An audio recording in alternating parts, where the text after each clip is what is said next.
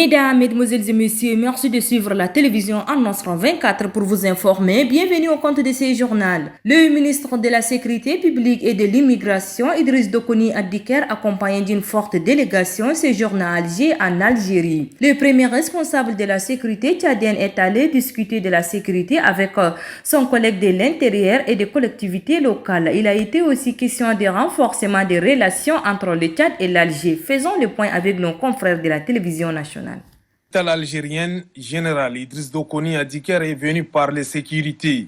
Avec son collègue de l'intérieur et des collectivités locales Kamal Beldjoud, le chef du département en charge de la sécurité publique a mis l'accent sur la redynamisation des coopérations sécuritaires entre Alger et N'Djamena, vieille de plusieurs années. Pour lui, le mémorandum d'entente entre les deux États signé en 2016 doit être réactualisé en prenant en compte d'autres sujets de l'heure tels que la cybersécurité, le cyberterrorisme ou encore la protection civile. Idriss Dokoni Adiker renseigne que le Conseil militaire de transition fait de la sécurité intérieure l'une des priorités. À l'issue de ces rencontres de haut niveau, le ministre Idriss Dokoni Adiker se veut rassurant. Le Conseil militaire de transition à la tête, le président Mohamed Idriss, avec le gouvernement, ont un seul objectif, c'est celui de respecter les 4 axes qui sont mis en place.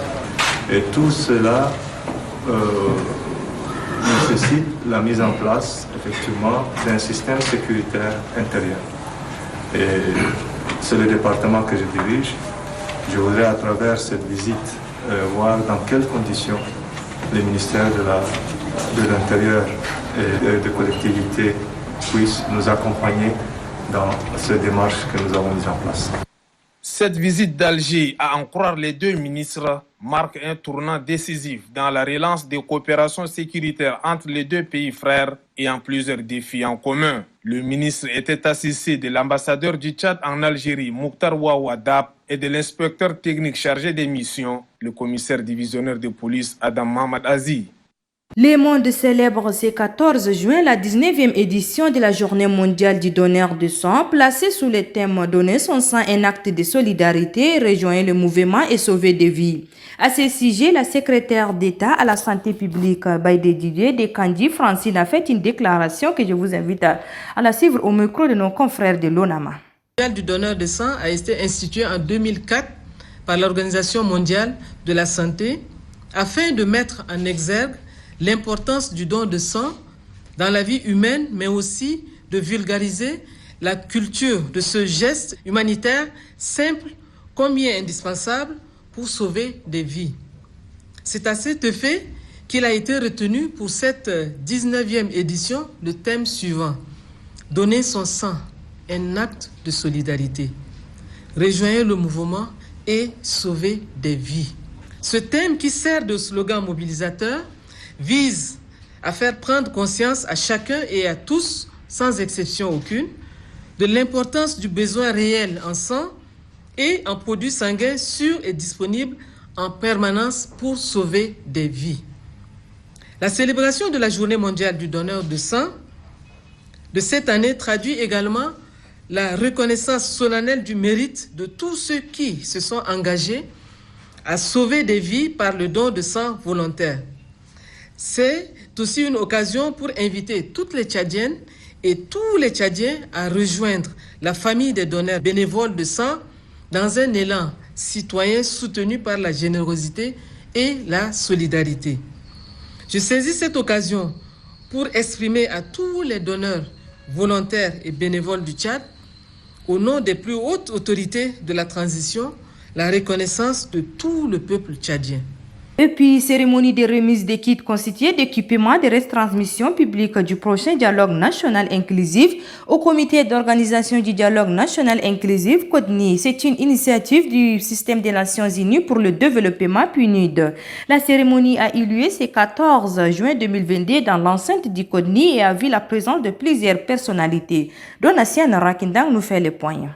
C'est un kit composé d'un mixeur de 32 pistes, d'un amplificateur, d'une enceinte non amplifiée, d'un micro à fil, d'un pupitre de discours, d'un mixeur de contrôle des lumières d'une capacité de 400 mA et autres accessoires destinés à la transmission des travaux du prochain dialogue national inclusif en Djamena et dans les provinces. Offert par le système des Nations Unies pour le développement PNUD au comité d'organisation du dialogue national inclusif CODNI, afin de permettre de suivre en temps réel les événements qui vont se passer lors de cette rencontre nationale. Remettant officiellement ces équipements, le représentant spécial du PNUD au Tchad, Kamal Kamouladine, a salué la dynamique des liens de coopération entre le système des Nations Unies et le Tchad avant de souligner l'importance de ces équipements. L'importance non seulement en temps d'appui ciblé, mais aussi et surtout pour la qualité et type de matériel d'équipement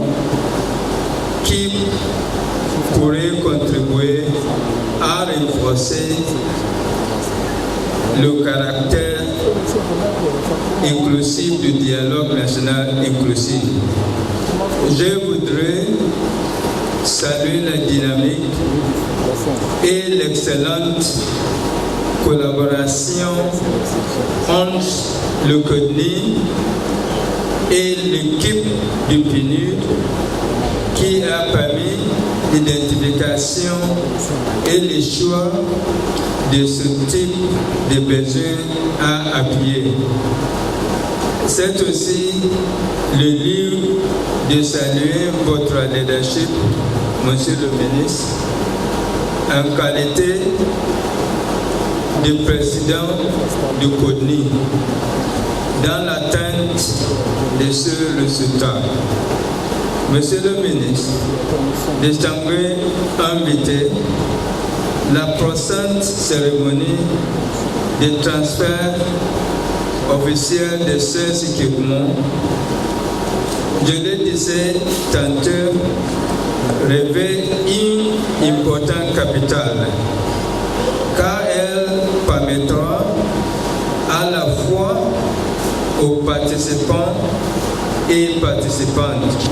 La remise officielle de ces équipements et la signature des procès-verbaux entre les deux personnalités ont mis terme à cette cérémonie. Réceptionnant officiellement ces kits, le ministre d'État chargé de la réconciliation nationale et du dialogue, Cheikh Ibn Oumar, par ailleurs président du CODNI, a salué les efforts que fournit le système des Nations Unies, particulièrement le PNUD, avant de dire que ces équipements ne sont pas seulement un soutien pour le CODNI, mais pour le Tchad en général. Suivez, il est au micro de notre reporter Donatien Rakindang. Apporter un appui concret à la marche de la transition.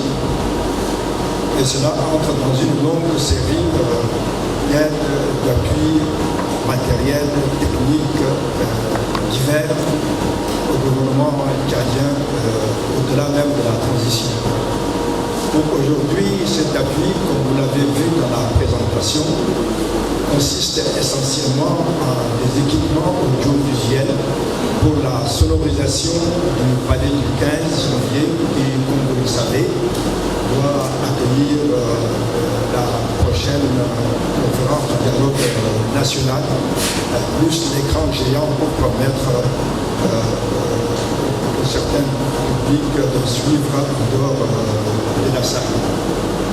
Évidemment, tous les regards des Tchadiens et des amis du Tchad sont tournés vers ce dialogue, mais cet appui ne se limite pas seulement au dialogue parce que mettre à niveau la salle du palais du 15 et tous les accessoires, ce sont des matériels qui seront utilisés tout le long de la transition et je dirais même après la transition. Donc c'est un soutien non seulement au dialogue ou au CODNI dans ce travail de préparation, mais c'est un soutien au gouvernement tchadien dans la période de transition et un soutien au Tchad en général parce que ces matériels, comme d'autres, seront sûrement très utiles même après la transition et notamment pendant la période électorale.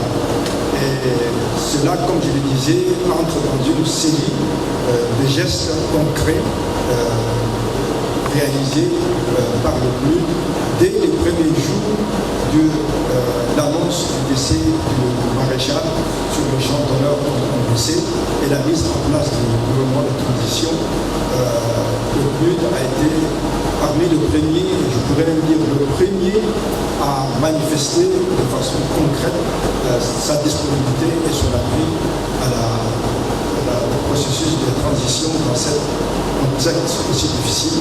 Et évidemment, tout en le remerciant, nous ne devons pas oublier le système des Nations Unies d'une façon générale qui interviennent aux côtés du Tchad, non seulement pendant la transition, mais au-delà de la transition, notamment sur le plan humanitaire, par l'aide aux réfugiés, le soutien à l'enfance, aux populations fragiles, à l'autonomisation des femmes, etc.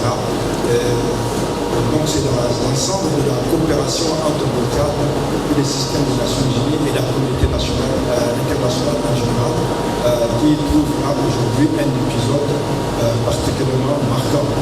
Donc c'est au nom du gouvernement tchadien, du Conseil militaire de transition, du chef de l'État en particulier,